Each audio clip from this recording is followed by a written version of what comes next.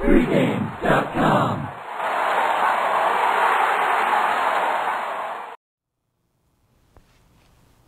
Welcome to Pregame TV. He's Brian Leonard. I'm Scott Spreitzer. Friday night NBA finds Oklahoma City at Indiana to battle the Pacers. Oklahoma City probably going to be laying about 3.5 points. We're talking about this game before OKC plays on Wednesday night. Indiana will also be off Thursday along with the Thunder. But I don't know, should we even talk about Oklahoma City right now? Because after the weekend that they had, basically every West Coast radio show had already awarded them the NBA title, or at least the Western Conference Championship. I tell you what, though, if I'm looking at Oklahoma City, which we do as handicappers and bettors, I still think they've got to fear the San Antonio Spurs in a best-of-7 series. I would put my money on San Antonio right now if they're healthy, and I would not say that the LA Lakers are going to be an easy out. As much as they've struggled, the Lakers, if they get that chemistry together, if they get Andrew Bynum to shape up and get out there and play each and every night, and if Sessions starts to find the chemistry in the backcourt as the point, the Lakers could be a team that knocks off Oklahoma City also. They are by no means the team that should be awarded the NBA title or the Western Conference title right now, but the media is all over him, Brian. Yeah, I agree. When Sessions played with Cleveland, I mean, he has no fear. I mean, he just drives that. Like, he doesn't care if people knock him down or whatever, and that's exactly what the Lakers need. All they need to do is get some spot-up shooters, and I think that's the weakness of the Lakers. I mean, Kobe's going to shoot regardless if he's covered or what. But if they, and the funny thing is, they've cut some of their guys that were actually pretty good outside shooters. So I think they need that situation there. But yeah, I think San Antonio, to me, is the team to beat because we talked about this in the last video. They've rested their starters. Every team, whether it be injuries or coaching decisions, they've rested their best players. Oklahoma City's two best players have played an awful lot of minutes. Now, granted, they're younger. Right. But they played a long time, and it's different once you get to the playoffs when they're going up against some rested veterans. They're also playing, I've noticed lately, except for maybe Monday night's game and the loss to Memphis, they've been playing with a lot of postseason looking intensity, which isn't always good when you're trying to wrap up a season because you go into the postseason having played at your top level as far as your peak intensity for several weeks. And I think the young guns will find out that, you know, it's not easy to maintain that through a grueling postseason. Everybody else picks up their game. Oklahoma City, I'm not sure if they have a long way to go. They might have already hit that ceiling. Doesn't mean they can't win the Western Conference and represent that conference in the NBA Finals. But the bottom line is when you're constantly playing at that level, it's a little bit tough to do it for another 6 or 7 weeks when it comes to the playoffs. I like Harden, by the way. I think this guy's one of the most underrated players in the league right now and what he does for Oklahoma City. Oklahoma City has taken 2 of 3 since LeBron and Bosh joined the Miami Heat and Dwayne Wade. One of those games taking place this year. And in fact, I had Oklahoma City in that game, and they whipped up on Miami 103-87 not too long ago. But here's the thing about Miami.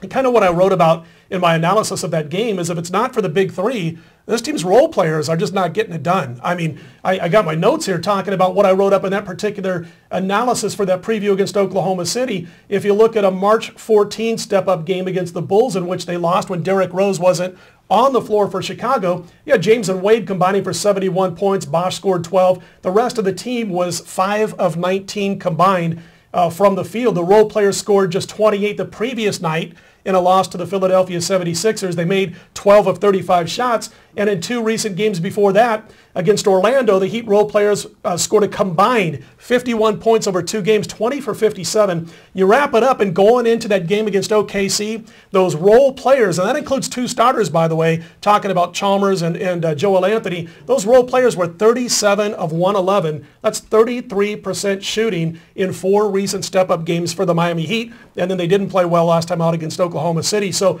I know they've strengthened things a little bit from last year's bench, but it's still not where it needs to be, I think, to win an NBA title. Well, when you play your 3 best players are paid so much money, you just don't have the bankroll to do it. Right. And it'll be interesting what happens. Basically, Oklahoma City has got 3 really good players the same way. They're younger. Sure. It'll be interesting when their contracts come up if they're in the same situation that Miami is in. But I think right now they've got the better bench. And what concerns me with Oklahoma City, and we'll get to handicapping this actual game in a minute, is their defense. I mean, they can score on anybody, but their defense sometimes too many easy shots for the opposition. Right. And I want to see what this team does, Oklahoma City, on Wednesday night when they play Miami. And, of course, we're talking about their game against Indiana on Friday. But, you know, Oklahoma's second in points per game on offense, and in field goal percentage from the floor. They have a better than average three-point accuracy on the offensive end of the court. Indiana comes in, if you just look at what they've done for the season, it looks like they played great defense. They're allowing less than 94 points per game. But look and see what they've done over the past 7 games. As we talk about this game on Tuesday, they've given up 101 points per game. It's as though their defense is starting to get softer and get a little bit worn out by what they've done this season. You cannot play a high-scoring game against Oklahoma City if you're Indiana and expect to stay in this game, because Oklahoma City, they're third in the league in field goal percentage defense. So they can step it up, and they tend to do so against some of the teams that have lesser ability on the offensive end. So I got to tell you, Brian, I got to go with Oklahoma City in this game. If they lose to Miami on Wednesday, it might be a little bit bigger than I'm talking about right now. If they lose to Miami on Wednesday night, they get a little buffer, a day off in between to rest up, and then really focus on the Indiana Pacers. And if I'm laying less than, if I'm laying in that 4 points or less slot, which we think it'll be about 3.5, then I'll be jumping on the Thunder on Friday night. Yeah, that's the problem when we're doing these videos, especially when you have a key game when they're playing Miami in a revenge situation for Miami. The Pacers have only been underdogs 3 times all year. 2 of those games they went straight up, one by 15, one by 17. So they've been pretty good in this role. Small sample size, obviously. But when you take a look at the Indiana schedule, after they play Oklahoma City here, they're in the midst of a real struggle in the playoff area. I mean, you're fighting for a position.